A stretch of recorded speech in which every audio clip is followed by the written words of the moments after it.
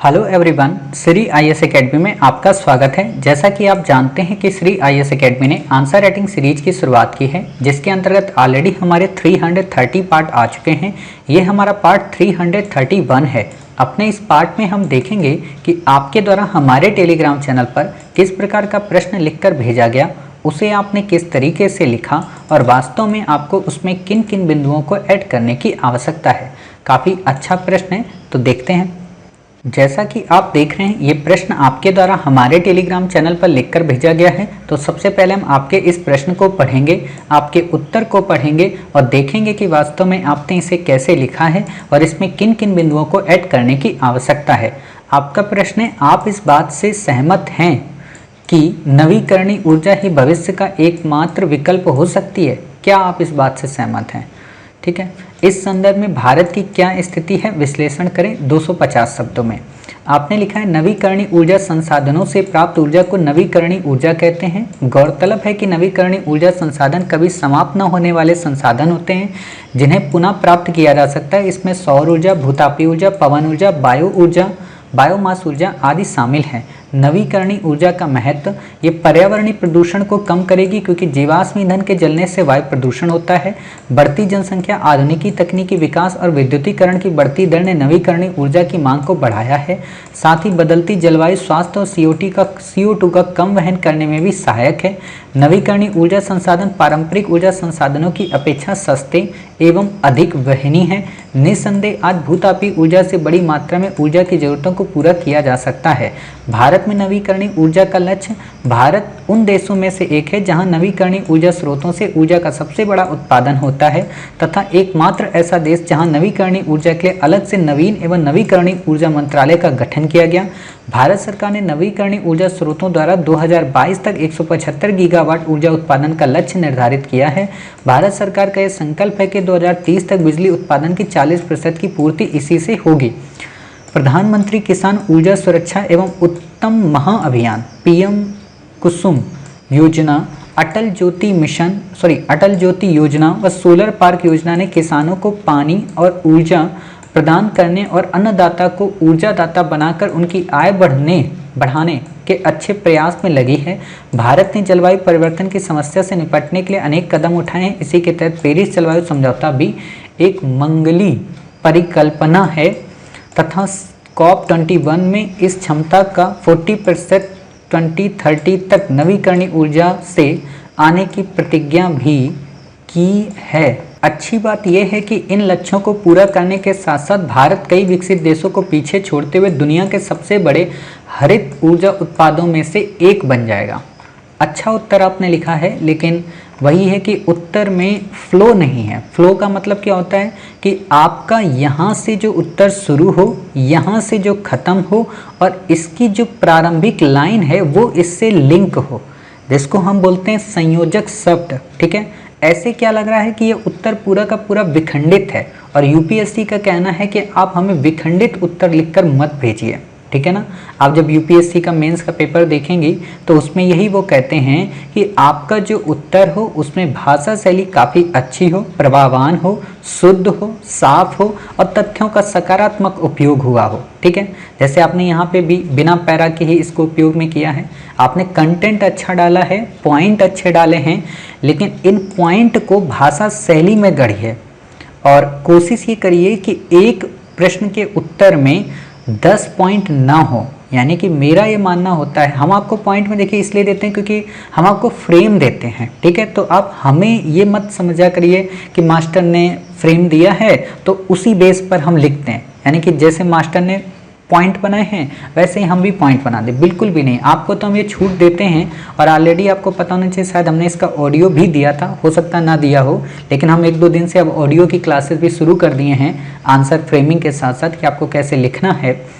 तो आप इसको कंजंक्शन का उपयोग करके लिखें, तब ये उत्तर काफ़ी बेहतरीन हो जाएगा और बहुत सारे वर्ड एक दूसरे में सिंक्रोनाइज हो जाएंगे, जिस कारण आपकी काफ़ी सारी लाइनें बच जाएंगी और वर्ड लिमिट के अंदर भी ये आ जाएगा। ठीक है, तो आप सोच रहे होंगे कैसे सर करें, तो अभी हम बता देंगे आपको करना कैसे है। दूसरी बात यह है कि जब भी आपसे अगर उत्तर गलत हो जाए तो ये काम आपको नहीं करना है। बचपन गया, बचपन में प्रोजेक्ट में जब आप काम करती थी, कोई प्रोजेक्ट आप बनाती थी, वो बात अलग है, वहाँ पे आप मार्कर हाइलाइटर उपयोग करती थी। यूपीएससी में ना तो आप कभी इसका उपयोग करेंगी, ध्यान देना मेरी बात, ना तो कभी यूपीएससी के एग्जाम हॉल में करेंगी, ना ही अब अपने जीवन में कभी आप इसका उपयोग करेंगे। समझ रही, बहुत बड़ी बात मैं कह रहा हूँ। क्यों कह रहा हूँ? क्योंकि यूपीएससी इससे जानती क्या समझेगी?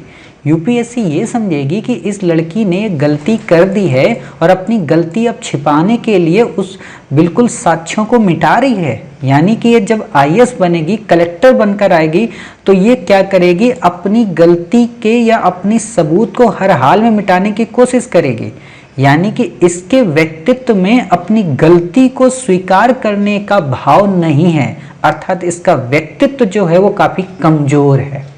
समझ रहे हैं? यूपीएससी में ये होता है। यूपीएससी की जो कॉपी चेक होती है, मैंने ऑलरेडी आप लोगों को कई बार बताया है, वास्तव में कॉपी में आपका उत्तर नहीं चेक होता है और ना ही कॉपी में आपके तथ्य चेक होते हैं। उन तर्कों के माध्यम से, उन विश्लेषण के माध्यम से आपके व्यक्तित्व की परीक्षा ली जाती है। आप समझ नहीं पाई होंगी जब आपने इसको काटा होगा। अब आपको लग रहा होगा कि अरे बाप रे, इतनी बड़ी गलती हो जाती है हमसे। तो यही आपको नहीं करना है। नॉर्मल बच्चे यही करके आते हैं, बट यूपीएससी नंबर नहीं देती है। यूपीएससी का एग्जामिनर कोई बहुत बड़ा टैलेंटेड नहीं होता है, ना ही वो आईआईटी पास किया होता है। वो एक सामान्य इंसान होता है और सामान्य इंसान की तरह ही आपके उत्तर चेक करता है। वो आपको आईएएस बनाना चाहता है, आपको ज्ञानी नहीं बनाता है। वो नहीं कहता है कि आपको नवीकरणीय ऊर्जा के बारे में पीएचडी हासिल हो, नहीं कहता वो आपसे। ये काम है ऊर्जा डिपार्टमेंट का, वहाँ पे काम करने वाले वर्कर्स का, वहाँ पे काम करने वाले कलेक्टर का, सचिव का। आपका नहीं काम है, आपको सामान्य जानकारी पता हो, ठीक है? तो वैसा आपको बताना है। और जब भी ये गलतियां हों तो अब आपको लग रहा होगा सर मान लीजिए गलती हो गई, तब फिर क्या करें? तो आप मान लीजिए जैसे गलती हुई थी तो आपको कुछ नहीं करना है। सपोज कीजिए जैसे आपकी ऊपर वाली लाइन है, ये तीनों लाइन मान लीजिए आपकी गलत हो गई, तो आप अपने उसी ब्लू पेन से ऐसे एक लाइन खींच देंगे, सीधी बिल्कुल ऐसे, ठीक है? ऐसे करके ये ऐसे खींच दी, ये कट गया। अब यहाँ पे ये मत करना, ये ऐसे मैंने देखा ना बहुत सारे बच्चों को, ये बचपन था, बचपन अब खत्म, अब आप आगे मैच्योरिटी में, ठीक है? और मैच्योरिटी का मतलब होता है अपनी गलतियों का सामना करना, उनका डट कर मुकाबला करना। यानी कि आपके अंदर इमोशनल इंटेलिजेंस कितना स्ट्रांग है ये देखा जाता है। निश्चिंत रहिए, हम आपको जब इथिक्स पढ़ाएंगे 6 जून से, तो ना केवल आपका व्यक्तित्व पहले की अपेक्षा काफ़ी परिवर्तित हो जाएगा, बल्कि जब आप लबासना में ट्रेनिंग कर रही होंगी तो वहाँ से गोल्ड मेडल भी ला सकती हैं।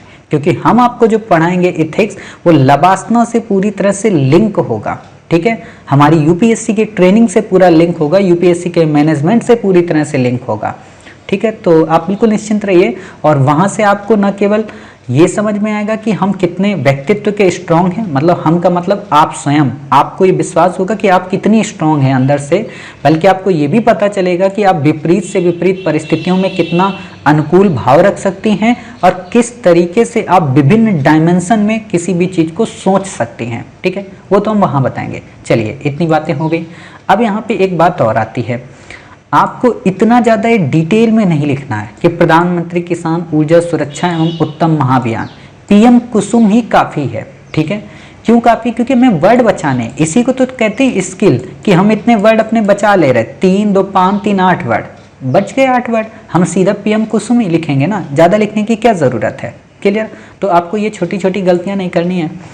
अब बात आती है कि इन सबको कैसे हम संयोजित करके लिखें। तो मैं पूरा स्पीड में पढ़ के आपको सुना देता हूं, आप समझ जाएंगे कि वास्तव में हाँ, इसमें हमें ऐसे कंजंक्शन का उपयोग करना चाहिए था और ऐसे अपना उत्तर लिखना चाहिए था, ठीक है?